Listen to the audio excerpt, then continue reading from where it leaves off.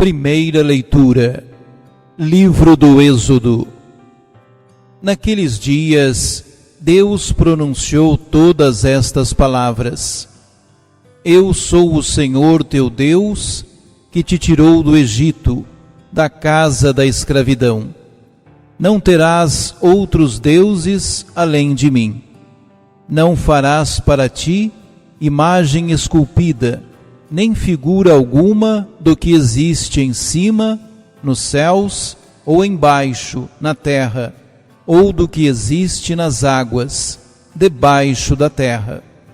Não te prostrarás diante destes deuses, nem lhes prestarás culto, pois eu sou o Senhor teu Deus, um Deus ciumento.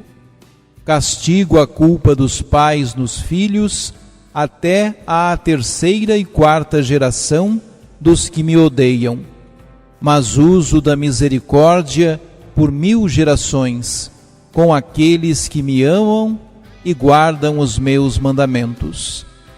Não pronunciarás o nome do Senhor teu Deus em vão, porque o Senhor não deixará sem castigo quem pronunciar seu nome em vão. Lembra-te de santificar o dia de sábado. Trabalharás durante 6 dias e farás todos os teus trabalhos. Mas o 7º dia é sábado, dedicado ao Senhor teu Deus. Não farás trabalho algum, nem tu, nem teu filho, nem tua filha, nem teu escravo, nem tua escrava, nem teu gado, nem o estrangeiro que vive em tuas cidades. Porque o Senhor fez em 6 dias o céu e a terra, o mar e tudo o que eles contêm, mas no 7º dia descansou. Por isso o Senhor abençoou o dia de sábado e o santificou. Honra teu pai e tua mãe, para que vivas longos anos na terra que o Senhor teu Deus te dará. Não matarás, não cometerás adultério, não furtarás, não levantarás falso testemunho contra o teu próximo, não cobiçarás a casa do teu próximo, não cobiçarás a mulher do teu próximo, nem seu escravo, nem sua escrava, nem seu boi, nem seu jumento, nem coisa alguma que lhe pertença. Palavra do Senhor. Graças a Deus.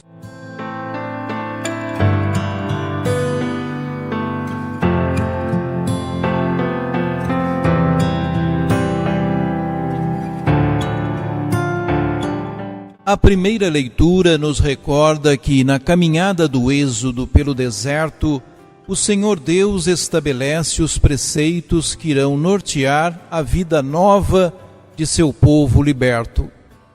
Os 10 mandamentos e sua observância são condição essencial da aliança selada entre o Senhor e seu povo escolhido. Israel recebe a lei como o grande dom de Deus no deserto e reconhece que depende e precisa da orientação divina. Os preceitos recebidos são apresentados a toda a comunidade para que estabeleça um vínculo com o Senhor, como seu único Deus, e para que não volte à condição de escravidão. Israel recebe todas as instruções para deixar para trás as relações de opressão da casa do faraó e se lançar na missão de construir novas, fundamentadas na prática da justiça. Dessa forma, os 3 primeiros mandamentos estabelecem a relação de senhorio de Deus com seu povo, e os demais se vinculam à relação com o próximo. Na narrativa do Sinai, a observância desses preceitos é fundamental para Israel, porque a aliança pressupõe a prática de todos os mandamentos.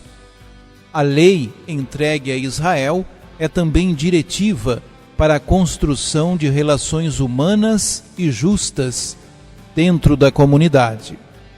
Os mandamentos exigem que a legitimidade dos direitos individuais e sociais básico dos membros da comunidade possa ser respeitada. Os limites instituídos são essenciais para que cada pessoa se torne um membro responsável pela proteção de todos.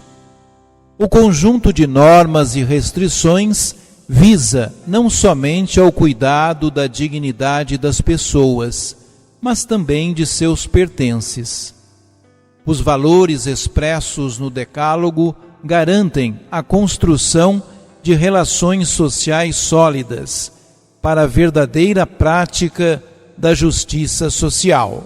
E, posteriormente, quando Israel vier a se estabelecer na terra prometida, o Decálogo será o fundamento que norteará todos os princípios éticos e judiciários, por exemplo, no cultivo da solidariedade com os mais necessitados, na hospitalidade com o estrangeiro e com outras categorias marginalizadas. Em momentos de dificuldade, o povo de Deus sempre se inspirava na Torá, que tinha como fundamento o Decálogo.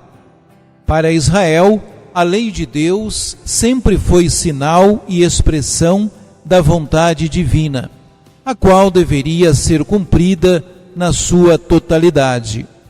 Era o caminho de justiça, de santidade, de vida, aquela que por excelência preexistia perante Deus.